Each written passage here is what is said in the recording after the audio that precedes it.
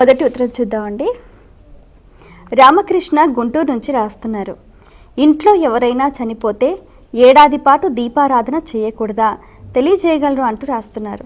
దీపం జ్యోతి పరం బ్రహ్మ దీపం సర్వతమోపహం దీపేన సాధ్యతే సర్వం సంధ్యాదీపం నమోస్తుతే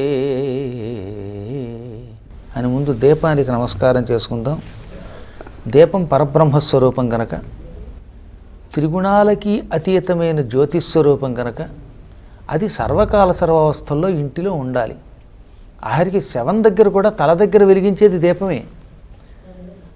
12 రోజులు ఇంట్లో కార్యక్రమాలు అయి శుద్ధి అయిన వెంటనే ముందు దీపారాధన చేశాకే ఇంట్లోకి అడుగు పెట్టాలి. ఒక్క తల్లి తండ్రి చచ్చిపోతే ప్రత్యేక పూజలు ఒక ఏడాది చేయొద్దన్నారు. తండ్రికి ఏడాది, తల్లికి 6 నెలలు ప్రత్యేక పూజలు వద్దన్నారు తప్ప, పండుగలు వద్దన్నారు తప్ప దీపారాధన చెయ్యవద్దని ఇంతవరకు ఏ శాస్త్రము చెప్పదు. లేనిపోనివి కల్పితాలు అందులోకి చేరాయి. అది కూడా శ్లోకం రాయడం రాని వాళ్ళు అందులో కల్పించి పెట్టేశారు ఇష్టం వచ్చినట్లుగా. కాబట్టి అలాంటి భ్రమలకి మాత్రం ఏమాత్రం లోను కావద్దు. అందులో ఎవరైనా శరీరం విడిచిపెట్టాక తప్పక ఇంటిలో ప్రతిదినము దీపం వెలిగిస్తే భవిష్యత్తులో మరొక అకాల మరణం రాదు. కాబట్టి ఈ రోజు నుంచి మీరందరూ గుర్తుపెట్టుకోండి, ఇళ్లల్లో ఎవరైనా కాలకర్మవశాత్తు వెళ్ళిపోతే శుద్ధి అయ్యాక దీపారాధనలు తప్పక చెయ్యండి.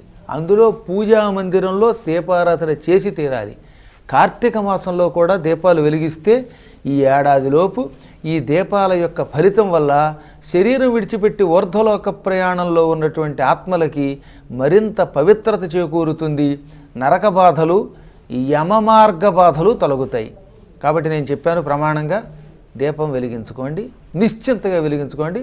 ఏమీ దీపం వెలిగించటం వల్ల మీకు దోషం రాదు, వెలిగిస్తే పుణ్యం వస్తుంది. మరి ఉత్తరం చూద్దామండి.